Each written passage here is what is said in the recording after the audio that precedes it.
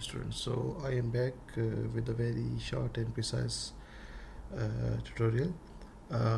इस वीडियो में हम ये वीडियो शॉर्ट सी होगी और इस वीडियो में हम जस्ट जो प्रीवियस वीडियो है उसकी बेसिकली एक कंटिन्यूशन है। और प्रीवियस वीडियो में हमने जो हम ऑटो स्केलिंग की तरफ जा रहे थे तो उसके जो स्टेप्स थे वो 3 स्टेप्स हमने वहाँ पे परफॉर्म कर लिए थे। लाइक EC2 इंस्टेंस हमने बना लिया, उससे फिर हमने एक AMI इमेज बना लिया और उसके बाद हमने फिर एक टेम्पलेट को लॉन्च कर लिया। ठीक है, और ये डिटेल डिस्कशन हमने की थी कि टेम्पलेट क्यों बनाए। तो हमने एक टेम्पलेट बना लिया और अब उस टेम्पलेट की बेस पे हम ऑटो स्केलिंग ग्रुप को कहेंगे कि भाई आप इस टेम्पलेट की बेस पे आप जब एप्लीकेशन को ऑटो स्केल करें, एप्लीकेशन की स्किल को जब बढ़ाएं तो आप इस टेम्पलेट को देखें इस टेम्पलेट में क्या डिफाइन है। तो इस टेम्पलेट में ये डिफाइन है कि भाई इसमें एक इमेजेस हैं हमारी उस मशीन की और उस मशीन के अंदर जितनी डिपेंडेंसीज हैं वो सारी चीज़ें वहाँ पे इस टेम्पलेट में डिफाइन है। ठीक है, तो वो सारी चीज़ें हमने वहाँ पे कर ली। अभी हम सिंपली देखते हैं कि ऑटो स्केलिंग ग्रुप को कैसे क्रिएट करते हैं। It is very simple. और उसके बाद फिर एक टास्क आपके लिए होगा कि आपने इसको करना होगा। आपने इसको टेस्ट ऐसे करना होगा बाय यूजिंग स्ट्रेस रूल।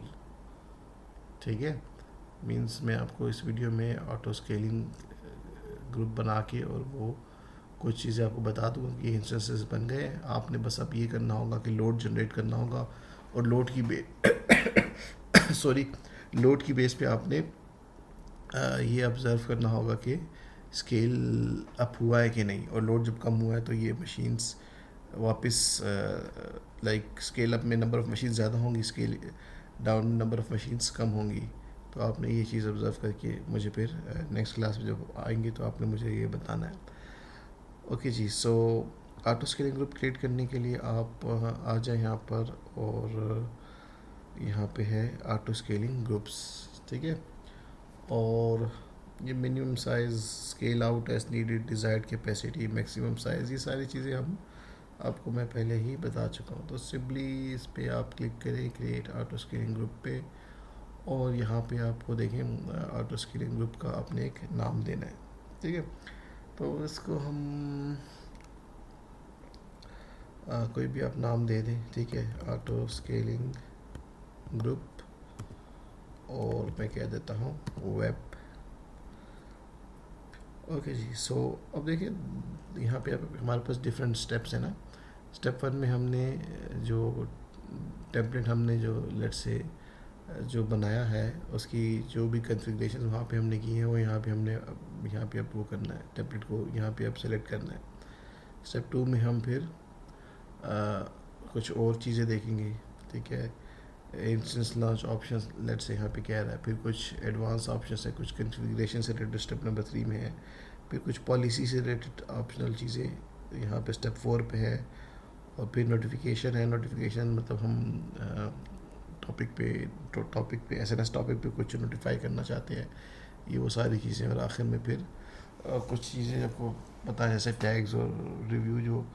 तो आपने अभी सिंपली ये करना है कि यहाँ पे आपने अपने ऑटो स्केलिंग ग्रुप को एक नाम दे दिया, और यहाँ से आप आ जाएं और अपना टेम्पलेट जो हमने अभी प्रीवियस वीडियो में बनाया है वेब टेम्पलेट के नाम से, वो आपने यहाँ से सेलेक्ट करना है। ठीक है, सेलेक्ट करने के बाद यहाँ पे आप अगर वर्जन में देखें तो बाय डिफ़ॉल्ट यहाँ पे 1 आ रहा है। ठीक है, क्योंकि आपके पास वर्जन उसका 1 ही है। ठीक है, हमने दोबारा उसमें कोई चेंजेस वगैरह नहीं की। अच्छा, यहाँ पर ठीक है, यहाँ पे और कोई ऐसी खास नहीं, जैसे हमें हमारी डिटेल्स बताई जा रही हैं। और यहाँ पे आप जाके नेक्स्ट करें, स्टेप नंबर 2 पे आ जाएं। ठीक है, स्टेप नंबर 2 पे आपसे कुछ मज़ीद इंफॉर्मेशन आपसे मांग रहा है, लाइक जो VPC आपने यूज़ करना है वो कौन सा। तो हम कहते हैं भाई जो डिफ़ॉल्ट VPC है मैं उसी को रहने देता हूँ, और मेरे अपने बनाए VPC है वो भी मैं यूज़ कर सकता हूँ। ठीक है, अच्छा, फिर अवेलेबिलिटी जोन्स, क्योंकि अब आप देखिए आपकी एप्लीकेशन स्केल अप होना है और हम इसके साथ लोड बैलेंसर भी अटैच कर सकते हैं। ठीक है, तो हम कहते हैं ये 2 सेलेक्ट कर लेते हैं कि मेरे नंबर ऑफ़ इंस्टेंसेस जो है वो इन 2 अवेलेबिलिटी जोन या इन 2 सबनेट्स में मेरे पास बने, क्योंकि आपको पता है कि जो हर सबनेट जो है वो दूसरे अवेलेबिलिटी जोन में है। ठीक है, sorry guys once again. Okay जी, ये जो अच्छा, हमने अवेलेबिलिटी जोन सबनेट्स ये भी यहाँ से सेलेक्ट कर लिए, और इसके बाद हम फिर नेक्स्ट पे जाते हैं। ऑप्शन नंबर जो स्टेप नंबर 3 है, जिसमें हमसे मज़ीद कुछ इन्फॉर्मेशन मांग रहा है। ये हमसे यहाँ पे ये कह रहे हैं कि आप क्या इसके साथ लोड बैलेंसर अटैच करना चाहते हैं, ठीक है, या लोड बैलेंसर अटैच करना नहीं चाहते। तो हम एक्चुअली जब काम लेट से आपको करना है, तो जो मतलब जो नॉर्मल केस है, वो आप लोड बैलेंसर अटैच करोगे अपनी एप्लीकेशन के लिए, ठीक है, क्योंकि उससे आपको एडवांटेज ये होगा कि आपके पास नंबर ऑफ़ इंस्टेंसेस कम ज़्यादा तो हो रहा है, लेकिन लोड बैलेंसर के अटैच होने से फ़ायदा ये होगा कि जब लोड बैलेंसर आपने उनके साथ अटैच किया, तो लोड बैलेंसर कंटिन्यूसली उनकी हेल्थ भी चेक करेगा। तो आपको पता चल सकता है कि अगर कोई इंस्टेंस फॉल्टी है, उसमें कोई मसला है, तो वो आपको लोड बैलेंसर जो है वो आपको है, जब उसका जो हेल्थ चेक का जो ऑप्शन है वो आपको बता सकता है कि इसमें प्रॉब्लम है, ठीक है। तो अभी के लिए just to keep it simple और इस वीडियो को शॉर्ट करने के लिए मैं जस्ट यहाँ पे लोड बैलेंसर यहाँ पे मैं ऐड नहीं कर रहा, क्योंकि हमने ऑलरेडी लोड बैलेंसर पे डिटेल से डिस्कशन की है और डिटेल से उसको हमने देखा है, ठीक है। तो वो आप लोग कर लेंगे, ठीक है। अच्छा जी, मैं यहाँ पे नो लोड बैलेंसर को सिलेक्ट करना चाहता हूँ, क्योंकि अभी मैं दूँ तो फिर मुझे वो लोड बैलेंसर क्रिएट करना पड़ेगा, डोंट नो कि वो भी क्रिएट है कि नहीं, और फिर वो उसके साथ टारगेट्स ग्रुप वगैरह स्पेसिफाई करने पड़ेंगे और वो सारी चीज़ें, ठीक है। तो अभी उन चीज़ों में मैं नहीं जा रहा।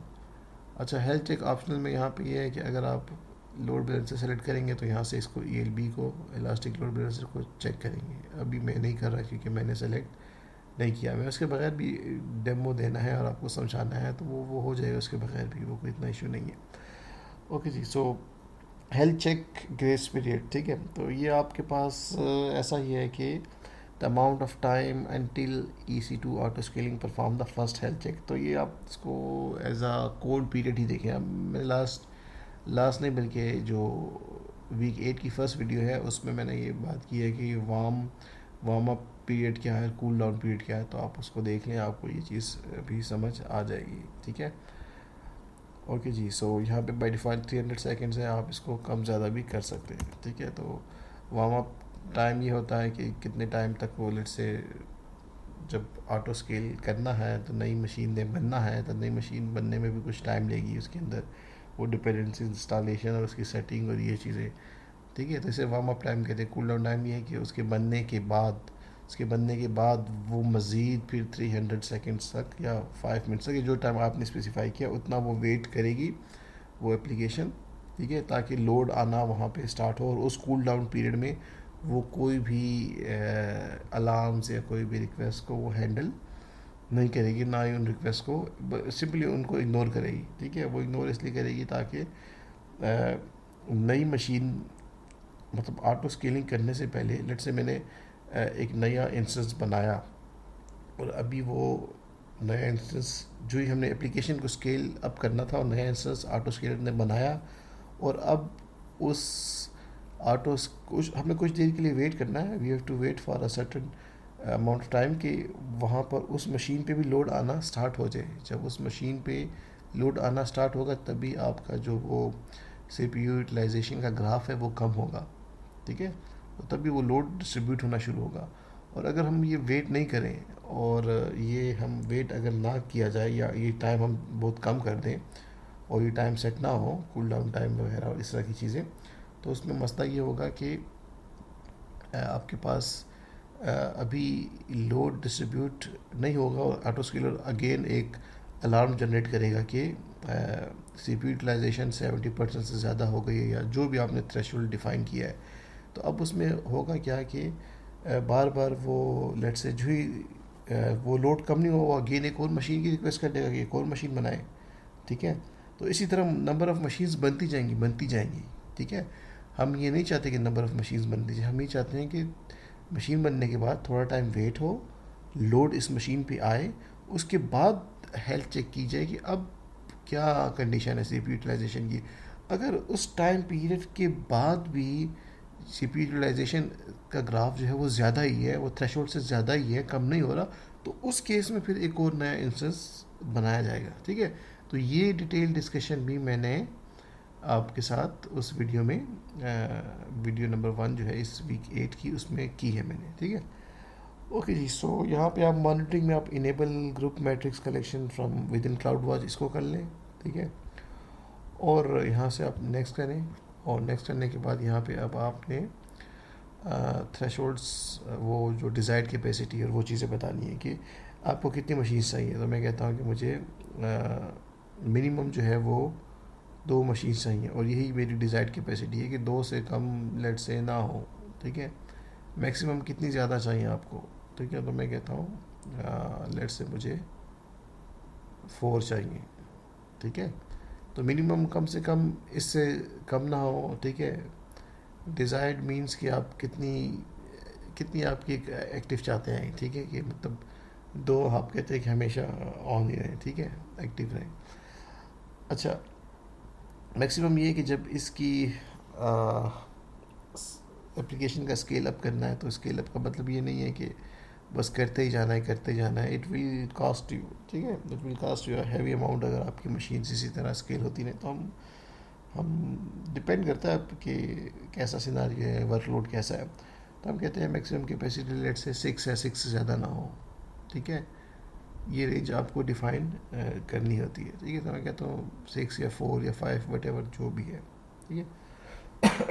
अच्छा जी, स्केलिंग पॉलिसीज़। अच्छा, यहाँ पे तो हमें 2 पॉलिसीज़, एक तो नन है और एक हमें टारगेट ट्रैकिंग स्केलिंग पॉलिसी। तो हम यहाँ पे actually I am looking for that option जिसमें हमारे पास यहाँ पे हमारे पास ऑप्शंस कम क्यों आ रहे हैं, मैं ये देख रहा हूँ, क्योंकि यहाँ पे हमारे पास ऑप्शंस ज़्यादा आने चाहिए। क्योंकि हमारे पास यहाँ पे एक ये टारगेट ट्रैकिंग पॉलिसी का ऑप्शन आता है, दूसरा हमारे पास स्टेप साइज स्केलिंग पॉलिसी वो ऑप्शन आता है, और एक सिंपल स्केलिंग पॉलिसी है, ठीक है। तो आई डोंट नो कि इस में यहाँ पे अभी क्यों नहीं आ रहा, वैसे वो आ रहा है, ठीक है। तो इसको ज़रा हम अभी अभी चल मैं आपको डेमो इससे दे देता हूँ, और फिर हम इसको देख लेंगे। आप भी देख लें, मैं भी देख लूँगा, क्योंकि लाइक फिर हमें इसके लिए या तो कमांड लाइन के थ्रू ये काम करना पड़ेगा, या इसके अमेज़ॉन की प्रीवियस जो वर्जन है उसका इंटरफेस उस पर जाना पड़ेगा, ठीक है। या यहीं पे हम इसको ढूंढ लेंगे। इसको हम इंशाल्लाह नेक्स्ट क्लास में जब हम मिलेंगे तो इस पे हम बात करेंगे और इसको फिर देखेंगे, ठीक है। आप भी इसको देख लें और मैं भी इसको देख लूँगा, ठीक है। क्योंकि यहाँ पे बेसिकली आई मतलब मुझे याद है कि स्केलिंग पॉलिसी के यहाँ पे हमें कुछ और ऑप्शंस भी अवेलेबल होते थे, ठीक है। मतलब इसी तरह GUI बेस, मतलब हमें कोड के थ्रू करने की ज़रूरत नहीं थी, यहाँ पे ही हमें वो चीज़ अवेलेबल होती थी, और वहाँ से हम स्टेप साइज सेलेक्ट करते थे और कि स्टेप्स ऐड करते थे। स्टेप 1 की रेंज ये है कि 10 से 20 सी यूटिलाइजेशन हो तो एक इंस्टेंस को कर दो इंक्रीज़, इस रेंज से इस रेंज तक हो तो 2 इंस्टेंस कर दो। तो वो सारी चीज़ें थी, लेकिन अभी यहाँ पे नहीं है। तो चले इसको हम देख लेंगे। भी हम टारगेट स्केलिंग पॉलिसी वो कर देते हैं, ठीक है। एवरेज CPU यूटिलाइजेशन मीन्स कितनी CPU यूटिलाइजेशन हो, और इसका कुछ और चीज़ें भी हैं, ठीक है। लोड बैलेंसर अगर साथ लगाया है तो उसके रिक्वेस्ट काउंट पर टारगेट, ठीक है। इसका मतलब ये है कि लोड बैलेंसर जो रिक्वेस्ट कर रहा है उसको लाइक उसको ये काउंट करेगा कि कितनी रिक्वेस्ट उसको आ रही है, ठीक है। कितनी बार जो आपका लोड बैलेंसर है, ठीक है, वो LB रिक्वेस्ट काउंट पर टारगेट का मतलब ये है कि आपके पास लोड बैलेंसर ये देखेगा, वो लोड बैलेंसर के पास चूँकि उसका वो है ट्रैक है, ठीक है, कि नंबर ऑफ़ रिक्वेस्ट कितनी आ रही है उसकी बेस पे वो फिर स्केलिंग करने की कोशिश करेगा। अच्छा, तो फिर इसी तरह नेटवर्क से रिलेटेड भी चीज़ें हैं। तो अभी हम CPU यूटिलाइजेशन को देखते हैं, उसी को सेलेक्ट करते हैं, मैट्रिक टाइप यही रखते हैं, और टारगेट वैल्यू मीन्स के CPU यूटिलाइजेशन कितनी % हो जाए, ठीक है। तो कुछ भी आप कर लें, हम लेट से 10%, ठीक है। 10% तो नॉर्मली ऐसा होगा नहीं, लेकिन आप के केस में जब आप लोड जनरेट कर रहे हैं और जल्दी से ये चेंज देखना चाहते हैं तो उस वक्त आप 10% रख लें। लेकिन नॉर्मली हम ये थ्रेशोल्ड, ये जो वैल्यू ज़्यादा ही रखते हैं कि 10% पे हमें स्केलिंग की ज़रूरत नहीं है, नॉर्मली होती नहीं है। स्केलिंग की ज़रूरत हमें, लेट्स से हम कहते हैं कि CPU यूटिलाइजेशन 60-70% से ज़्यादा हो तो दैट इज़ एन इंडिकेशन कि हाँ भाई लोड ज़्यादा आ रहा है, ट्रैफिक ज़्यादा आ रही है, तो अब स्केल किया 10% भी होगा नहीं, लेकिन आप इसको, इस वैल्यू को आप अपने हिसाब से जब आप देख लेंगे, जब आप डेमो करें तो उसके लिए ठीक है। यहाँ पे इंस्टेंसेस, अच्छा ये वार्म अप टाइम है, ठीक है, तो इसको मैं 180 दे देता हूँ, 3 मिनट्स, ठीक है।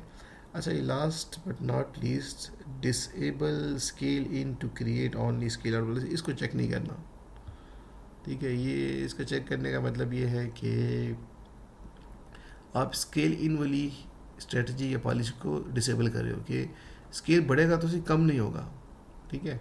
तो ये कम नहीं होने वाली बात थोड़ी सी ख़तरनाक है। ख़तरनाक इसलिए ऐसे है कि अब एप्लीकेशन पे, अब हमारी एप्लीकेशन पे लोड नहीं है, और हमारा जो ये ऑटो स्केलर है वो नंबर ऑफ़ मशीन्स को कम कर नहीं करेगा अगर ये डिसेबल होगा।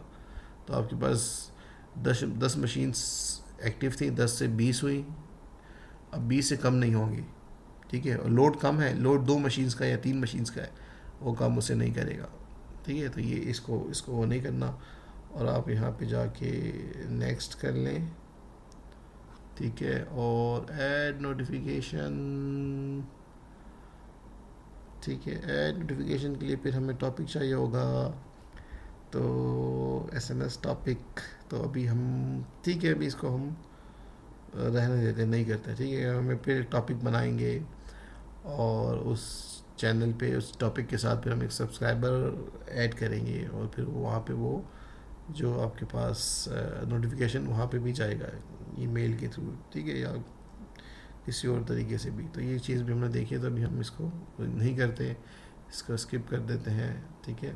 और बस नेक्स्ट पे जाते हैं, और टैग्स को भी, और टैग्स भी दे ना दे कोई इशू नहीं, और नेक्स्ट पे जाके हम एक बार इसको रिव्यू करते हैं हमारे इस ऑटो स्केलर को, और हम देख लेते हैं यहाँ पे बाकी सारी चीज़ें, ठीक है। तो अभी इट्स ओके, और मैं क्रिएट ऑटो स्केलिंग ग्रुप को पे क्लिक करता हूँ, और ये हमारा जो ऑटो स्केलिंग ग्रुप है ये अभी क्रिएट हो जाएगा, ठीक है। तो डेफिनेटली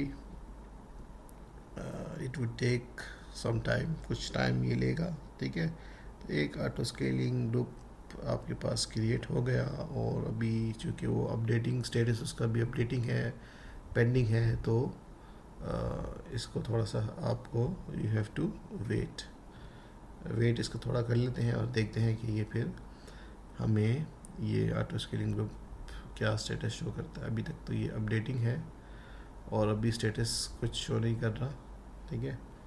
तो इसको थोड़ा सा देखते हैं। ओके स्टूडेंट्स, तो हम जो हमारा जो ऑटो स्केलिंग ग्रुप है, इसको ज़रा हम देखते हैं, और देखते हैं कि हमारे पास इसके अंदर कितनी जो उसके पास जो हमने जो वैल्यूज़ दी थी, क्या इतनी इसने मशीन्स बनाई भी हैं या नहीं। तो इसको हम यहाँ पे एक्टिविटी में देख लें। अच्छा जी, यहाँ पे देखिए आपको बता रहा है कि एक्टिविटीज हिस्ट्री में सक्सेसफुल की 2 मशीन्स उसने बनाई हैं, जो कि हमारी डिज़ायर्ड या मिनिमम कैपेसिटी की 2 मशीन्स तो आपने बनानी है, ठीक है। तो यहाँ पे हम इसको कंफर्म करने के लिए वहाँ पे जाते हैं EC2 इंस्टेंस पर, और हम देखते हैं कि क्या वो 2 मशीन्स हमारे पास बनी है। जी, वो मशीन्स हमारे पास बन गई हैं, ठीक है। तो अगर आप देखें ये 2 मशीन्स इनिशियलाइजिंग, ठीक है, ये मशीन भी इनिशियलाइज हो रही है, और ये मशीन भी आपके पास इनिशियलाइज हो रही है, ठीक है। तो ये 2 मशीन्स आपके पास, ये अभी आपके ऑटो स्केलर ने ये मशीन्स बनाई हैं, ठीक है। मतलब उसको बना रहा है, इस पर वो कर रहा है, तो डेफिनेटली इस फर्स्ट टाइम पे कुछ इस पे 2 मशीन्स बनाने और उसमें फिर वो डिपेंडेंसीज उस इमेज के हिसाब से डिपेंडेंसीज ऐड करना, पीएचपी इंस्टॉल करना, अपाची सर्वर इंस्टॉल करना, स्ट्रेस टूल को इंस्टॉल करना, फिर वो पीएचपी का कोड है उसको उसमें उस पाथ में उसको चलाना, और ये सारे काम हो रहे हैं। तो डेफिनेटली ये आपका टाइम लेगा थोड़ा सा। एक बार जब ये हो जाएगा तो उसके बाद आपकी एप्लीकेशंस जो है वो रनिंग स्टेट में होंगी, और जो इसके साथ अगर आप लोड बैलेंसर अटैच कर दें तो आपके पास जो लोड बैलेंसर है आपके पास, वो जो आपका जो लोड बैलेंसर होगा वो इन्हीं मशीन्स को लेट से डिस्ट्रीब्यूट करेगा। और अगर लोड जो है वो आपके पास काफ़ी लेट से ज़्यादा हो रहा है एक सर्टन थ्रेशोल्ड से, तो वो आपके एप्लीकेशन के स्केल को बढ़ाएगा। ठीक है, तो आपके लिए एक टास्क ये है कि आपके पास ये जो मशीन्स बनी हैं, दोनों मशीन्स को एक्सेस करें। एक्सेस करना आपको आता है, दोनों मशीन्स को एक्सेस करें और स्ट्रेस टूल दोनों पे इंस्टॉल करें। ठीक है, अभी मत आप ऐसा करें कि जब आप इमेज फर्स्ट टाइम जब आपने इमेज जो बनाया होगा उसी वक्त आप उसमें स्ट्रेस टूल इंस्टॉल कर दें और फिर उससे इमेज बनाएं। जैसे मैंने किया था, मैंने अपाची, पीएचपी, माइस्केल और स्ट्रेस टूल से ये एक इंस्टेंस में इंस्टॉल करके इसका इमेज बनाया। आप बेसिक करें तो आपकी इन 2 मशीन्स में स्ट्रेस टूल्स आपको ऑटोमेटिकली मिल जाएगा, और वहाँ पे आप जब दोनों मशीन्स को एक्सेस करें, दोनों मशीन्स पे आप स्ट्रेस के थ्रू लोड जनरेट करें। ठीक है, तो वो भी आप प्रीवियस वीडियोस देख लें, तो स्ट्रेस टूल को भी हमने यूज़ किया था I think in cloud watch वाली जो वीडियो है जिसमें हम रिसोर्सेज की मॉनिटरिंग कर रहे थे, तो उस वीडियो में देखिए स्ट्रेस टूल से हमने लोड जनरेट किया था। तो आप लोग भी वो लोड जनरेट करें, और उसके बाद आप देखेंगे कि जो मशीन्स हैं ये 2 मशीन्स हैं तो 2 से 4 हो जाएंगी अगर लोड उस थ्रेशोल्ड से ज़्यादा होगा जो थ्रेशोल्ड आपने डिफ़ाइन किया होगा। तो हमारे केस में हमने कहा कि अगर सीपीयू यूटिलाइजेशन 50% से ज़्यादा हो तो क्या हो, तो ये इंस्टेंसेस को बढ़ाए, कितना बढ़ाए, 4 तक लेके जाए। तो वो चीज़ हमने वहाँ पर डिफ़ाइन की है, और ये चीज़ आपने अब ख़ुद इसको करके देखना है। ठीक है, अभी मैं भी कर सकता हूँ, वो कोई इशू नहीं, लेकिन उसके लिए मुझे वेट करना पड़ेगा, वो दोनों पे लोड जनरेट करके वेट करना पड़ेगा कि इस थ्रेशोल्ड तक वैल्यू जाए, और उसके बाद ठीक है तो आप इसको थोड़ा सा आप करके देखें। ठीक है, और जो ये स्केलिंग पॉलिसी वाला जो हमें जो इशू आ रहा था, लाइक वो ऑप्शन जो हमें अवेलेबल नहीं था, तो उसको फिर इंशाल्लाह देख लेंगे। आप लोग भी देखें और मैं भी उसको देख लूँगा, और या तो हमें इसके प्रीवियस जो इंटरफेस उसको देखना पड़ेगा कि उसमें हमें ऑप्शन मिल जाएंगे। यहाँ पे भी कहीं होंगे, अभी हमें एट द मोमेंट हमें नज़र नहीं आ रहा। ठीक है, तो उसको हम इंशाल्लाह देख लेंगे। ठीक है, ओके जी, सो तब तक जी अल्लाह हाफिज़, थैंक यू।